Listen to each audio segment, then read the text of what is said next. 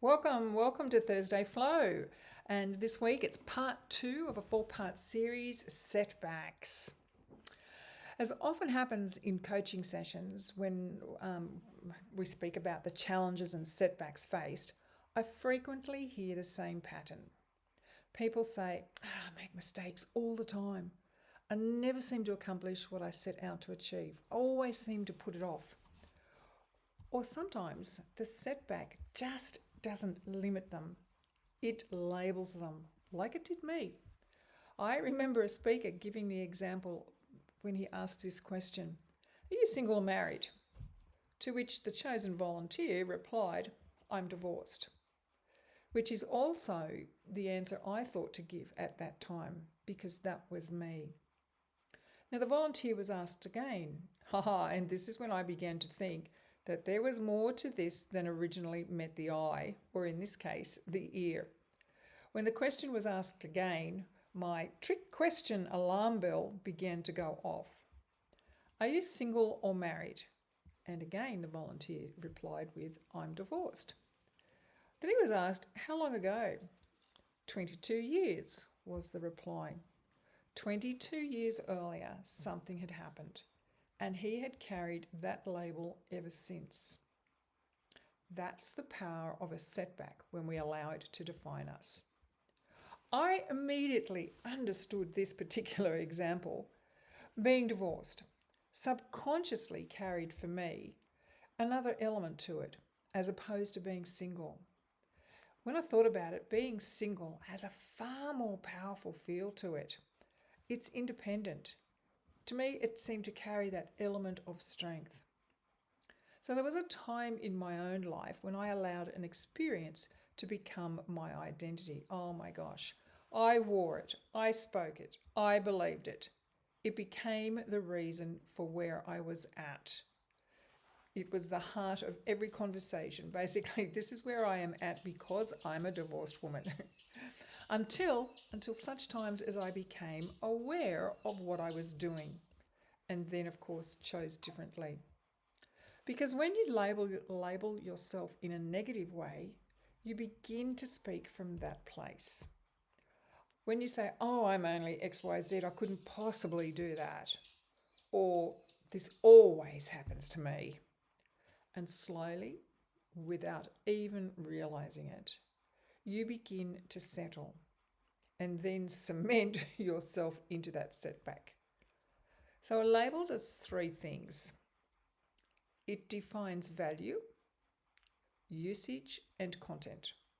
So when you repeatedly say, oh, I can't do that, or, oh, geez, I'm always getting it wrong, you are reinforcing a limited identity. And that identity will shape your future. Unless you interrupt it. So let me share 5 common reasons people limit themselves. The first is early childhood conditioning. Let's start right at the beginning. And I'll give an example. There's a story of a young girl from a poor family who once went with her family on a trip to the snow. They were all packed into a small car driving up the mountain just to watch others ski. At one point, the little girl asked her mother, why don't we ski? And her mother replied, people like us just don't ski. Now that moment could have become a lifelong limitation. But her story didn't end there. A few years later, that young lass met friends at school who did ski, and she decided she would learn. And so she did. That's the power of a belief being challenged. Because early conditioning can plant seeds like, this is just who I am. This is just where I am. This is as far as I go. But those beliefs are not the truth. They are learned. Number 2, another influence is social and cultural conditioning. And haven't we been examples of that ourselves? The environment you grow up in, the conversations around you, the expectations placed on you, they all shape what you believe is possible. And sometimes there's an invisible ceiling, the glass ceiling, or what John Maxwell calls the law of the lid. Don't go too high. Don't stand out too much. Stay where it's comfortable. But what if you are the one who is meant to rise beyond that? What if you are here to break that pattern? Something to think about. Number 3, another cause of limiting beliefs is past negative experiences. And we've all had things that didn't work out, things that hurt very, very much, things that didn't go to plan. And there's a proverb that says, unrelenting disappointment can leave you heartsick, but a sudden breakthrough can turn your life around. And that's the truth. Yes, things may not be working perfectly right now, but we don't have to stay there. We have the choice. We get to rise. We get to move. We get to grow. Number 5, number 4, I can't count. Number 4, another major factor is the fear of failure. You absolutely have the right to create a great life. But let's be honest, you will need more than a vision. It's not enough to just see it. And by now, if you have been following me, you'll know you have to feel it and live it. And you have to take action. You have to fight for it.